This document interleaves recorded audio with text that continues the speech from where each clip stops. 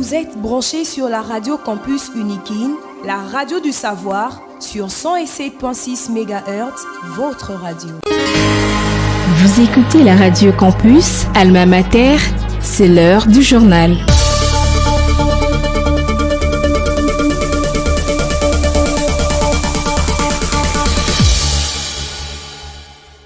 Merci de choisir la radio Campus Alma Mater pour vous informer. Au sommaire de ce journal, le président de la République Félix Antoine Tshisekedi Tshilombo est arrivé ce vendredi 21 mars 2025 à Windhoek, capitale de la Namibie, pour prendre part à la cérémonie d'investiture de Madame Netumbo Nde-Mupelila Nandi, nouvellement élue présidente de la République sœur de Namibie. Les ambassadeurs francophones accrédités en République démocratique du Congo appellent au retrait immédiat du M23 sur le sol congolais. C'était au cours d'une déclaration rendue publique jeudi 20 mars à l'occasion de la Journée internationale de la francophonie. Le recteur de l'université de Kinshasa, le professeur Jean-Marie Kaembe-Ntumba, annonce l'ouverture d'une extension du service de l'état civil de la commune de Lemba au bâtiment administratif de l'université de Kinshasa. Vous suivrez les détails dans ce journal. À la présentation de ce journal, Lucien Pongwe. Comme annoncé au sommaire, le président de la République Félix Antoine Tshisekedi Tshilombo est arrivé ce vendredi 21 mars 2025 à Windhoek, capitale de la Namibie, pour prendre part à la cérémonie d'investiture de Madame Netumbo Nde-Mupelila Nandi, nouvellement élue présidente de la République sœur de Namibie. Cet événement historique coïncide avec la célébration du 35e anniversaire de l'indépendance du pays. Plusieurs chefs d'État africains, principalement ceux de la région d'Afrique australe, participent à cet événement historique initialement prévu au stade de l'indépendance, mais délocalisé à la dernière minute au palais présidentiel en raison des intempéries. Avant de s'envoler pour la Namibie, le chef de l'État a présidé jeudi 20 mars à la Cité de l'Union africaine une réunion de haut niveau sur le projet d'élaboration du plan stratégique climat des affaires pour la transformation structurelle de l'économie. Dans son discours, le chef de l'État a révélé les défis persistants auxquels est confronté le climat des affaires en République démocratique du Congo. Lourdeur administrative, insécurité juridique et judiciaire, complexité fiscale et parafiscale, déficit d'infrastructures et accès limité au financement. On écoute le président de la République, Félix Antoine Tshisekedi Tshilombo. Il repose sur différentes conclusions, entre autres celle du baromètre qui identifie les préoccupations majeures du secteur privé et une volonté claire d'accélérer les réformes et d'apporter des réponses concrètes aux attentes des investisseurs et des entrepreneurs. Mesdames et messieurs, l'avenir de notre pays repose sur sa jeunesse. Nos jeunes sont talentueux, innovants et ambitieux, mais trop nombreux sont encore ceux qui se heurtent aux difficultés du marché de l'emploi. Nous avons une responsabilité historique, leur offrir des opportunités concrètes de formation, d'entrepreneuriat et d'insertion professionnelle pour s'épanouir et bâtir leur avenir ici, en République démocratique du Congo. C'est pourquoi notre plan stratégique du climat des affaires devrait être un levier pour faciliter la création d'entreprises, notamment en améliorant l'accès au financement pour les jeunes entrepreneurs et les start-up congolaises, adapter les formations aux besoins réels du marché du travail pour garantir aux jeunes des débouchés concrets, réformer notre système fiscal et administratif pour alléger les charges pesant sur les PME et leur permettre de prospérer. Enfin, valoriser le Made in Congo en stimulant notre industrie locale et en exploitant nos ressources de manière intelligente et durable.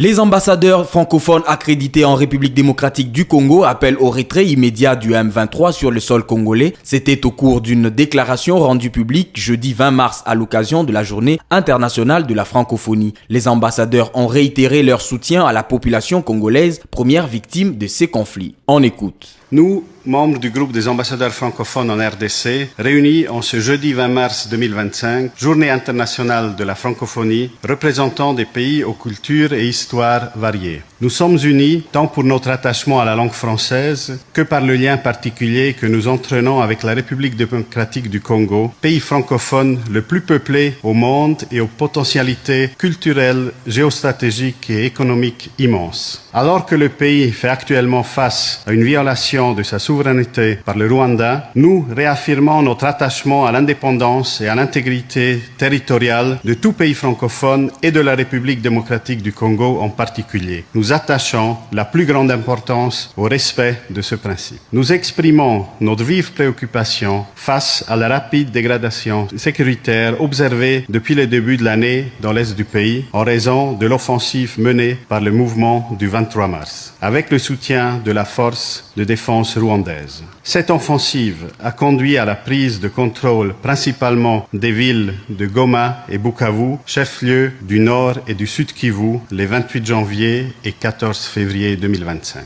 Nous nous inquiétons des conséquences humanitaires dévastatrices de cette offensive et des violations des droits humains commises à l'égard des populations, en particulier les cas de violences sexuelles à l'égard des femmes et le recrutement forcé d'enfants soldats. Nous appelons à la cessation immédiate des hostilités, au retrait du M23 de toutes les zones qu'il occupe illégalement et au démantèlement des administrations parallèles illégitimes qu'il a mises en place. Nous demandons également aux forces de défense de tout pays tiers non invités de cesser tout soutien aux groupes armés rebelles précités et de se retirer immédiatement et sans condition du territoire congolais. Nous demandons la fin des attaques contre les civils, les personnels humanitaires et les personnels des Nations Unies. Nous soutenons les efforts diplomatiques déployés par la SADC, l'EAC, l'Angola et réaffirmons le rôle essentiel des processus de Luanda et de Nairobi. Nous appelons à la mise en place urgente d'un cessez-le-feu préalable à des pourparlers sincères entre la République démocratique du Congo et le Rwanda pour son soutien au M23. Le recteur de l'université de Kinshasa, le professeur Jean-Marie Kayembe Ntumba, annonce l'ouverture d'une extension du service de l'état civil de la commune d'Elemba au bâtiment administratif de l'université de Kinshasa. Ce service permet l'enregistrement d'enfants, des divers documents tels que l'acte de naissance, attestation de naissance, acte de mariage, acte de décès, certificat de bonne conduite, attestation des résidences et légalisation de documents tels que diplôme et relevé de notes. C'est ce qui ressort d'un communiqué publié ce vendredi 21 mars 2025. Restons toujours à l'université de Kinshasa où cette dernière a été classée 52e sur 1104 établissements en Afrique, 2624e sur 14 131 dans le monde et première en RDC sur 25 universités. C'est ce qui ressort du classement et du ranking rendu public le 2 mars 2025. Le recteur de l'université de Kinshasa, le professeur Jean-Marie Kayembe Ntumba, montre sa satisfaction et appelle la communauté universitaire à poursuivre le travail. On l'écoute. Je me réjouis de voir que nous faisons un bond en avant au plan africain, au plan mondial et en République démocratique du Congo, et du ranking nous garde à la première place. Ce n'est pas un bonheur uniquement pour monsieur le recteur, c'est pour toute la communauté universitaire que je félicite d'ailleurs à cette occasion. Le comité de gestion, le corps enseignant, les scientifiques, les administratifs, etc. Je pense que nous sommes en train de monter en puissance parce que nous sommes parmi ceux qui croient en la magie de la numérisation. Même si ça ne rencontre pas les aspirations de tous, nous pensons absolument que nous tirer d'affaire passera par une numérisation tous azimuts et quasi complète de notre université. C'est ce jour-là que nous aurons la vraie place que nous méritons. Nous avons vraiment ressuscité et redynamisé le website de l'université de Kinshasa. Toutes les informations que nous y mettons, on les puise de là. J'ai demandé, c'est la première fois vous remarquerez que j'utilise un jeu, j'ai demandé à tous les collègues membres du comité de gestion que chacun nous donne un agent contact, un point focal qui devra donner les activités de tous les secteurs au webmaster qui, lui, les mettrait pour informer le monde entier. Augmenter notre visibilité via le site, augmenter celle des facultés également qui sont appelées à développer elles aussi des sites et celles de nos entités décentralisées. Voilà ce qui nous permet d'être connus. On est un petit peu plus visible et plus visible, comment ne pas être classé. les instances supérieures de ce pays, notre ministre de tutelle, nous parle et demande que la gestion dans toutes nos universités, gestion voulant dire celle académique, celle de la recherche, celle financière et de l'administration, passe par une numérisation absolue qui permet de mettre à disposition de tout le monde les données utiles pour pouvoir mieux nous présenter et mieux nous connaître. Je demande donc aux étudiants, je demande à tous les collaborateurs de quelque corps qu'ils soient, de croire ensemble en la magie de la numérisation qui nous permettra d'ailleurs d'archiver correctement, passez-moi la tautologie, toutes nos archives qui sont importantes parce que porteuses de l'histoire de notre institution. Vous venez de suivre le recteur de l'université de Kinshasa, le professeur Jean-Marie Kayembe Ntumba. Le 20 mars de chaque année, l'humanité célèbre la journée internationale de la lutte contre les violences policières. L'occasion est offerte pour réfléchir sur la manière dont certains policiers traitent les civils prévenus. On écoute à ces sujets le professeur Christian Chamala Banungana.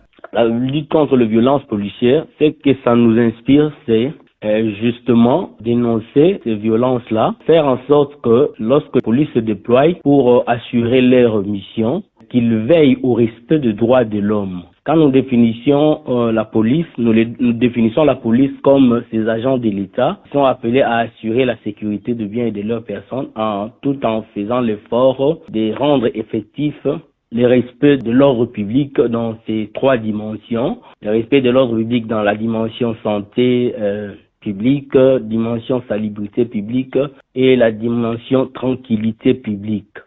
Le fait déjà que cette journée-là soit consacrée, c'est une façon d'abord de conscientiser les communs des mortels sur le rôle de la police en assurant la sécurité publique. C'est déjà un avantage en termes de vulgarisation, en termes de conscientisation du commun des mortels sur le fait que les droits de l'homme doivent être protégés lorsque la police assure sa mission. Mais le perspective ici, c'est qu'on doit aller au-delà pour que cette loi ou bien cette journée soit une réalité. D'abord, nous commençons par le recrutement des policiers même. Le problème, c'est que parce que la plupart des policiers qu'on recrute, c'est de personnes qui ne sont pas préalablement formées, c'est des personnes qui ne sont peut-être pas diplômées. C'est ça déjà le problème parce que c'est un travail où les gens ne sont pas vraiment intéressés. Comme nous avons déjà cette police comme elle est là, on va pas dire qu'il faut par exemple arrêter, fermer cette police-là. Mais ce qu'il faut dire, c'est qu'il faut organiser des cours pour former les policiers, des cours pour renforcer les capacités.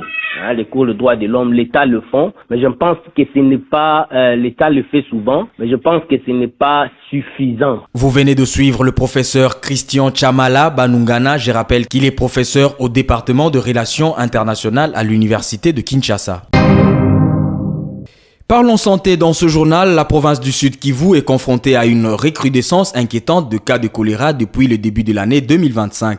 Selon un briefing de la division provinciale de la santé, 802 cas ont été enregistrés entraînant les décès de 9 personnes. Cette situation alarmante est principalement due au non-respect des mesures barrières et des méthodes de prévention telles que le lavage de mains, l'assainissement, l'hygiène du milieu et l'approvisionnement en eau potable. C'est la fin de ce journal. Si vous nous avez pris en cours de diffusion, voici les grandes lignes. Le président de la République, Félix Antoine Tshisekedi, est arrivé ce vendredi 21 mars 2025 à Windhoek, capitale de la Namibie, pour prendre part à la cérémonie d'investiture de Madame Netumbo Ndemupelila Nandi, nouvellement élue présidente de la République sœur de Namibie. Vous avez suivi les détails dans ce journal. Les ambassadeurs francophones accrédités en République démocratique du Congo appellent au retrait immédiat du M23 sur le sol congolais. C'était au cours d'une déclaration rendue publique jeudi 20 mars à l'occasion de la journée internationale de la francophonie. Vous avez suivi les détails dans ce journal. Le recteur de l'université de Kinshasa, le professeur Jean-Marie Kayembe Ntumba, annonce l'ouverture d'une extension du service de l'état civil de la commune de Lemba au bâtiment administratif de l'université de Kinshasa. Vous avez suivi plus de détails dans ce journal. Concours rédactionnel Jean-Paul Mbouya Koutoumissa, Jonathan Kachama à la réalisation, Emmanuel Boutela à la technique, Sylvain Chizungu et Tishik Kabula sous la supervision de Lixen Kinounou. Restez fidèles au programme de la 107.6 MHz, la radio campus Alma Mater. Entre-temps, l'actualité se poursuit sur notre site internet www.unikin.ac.cd.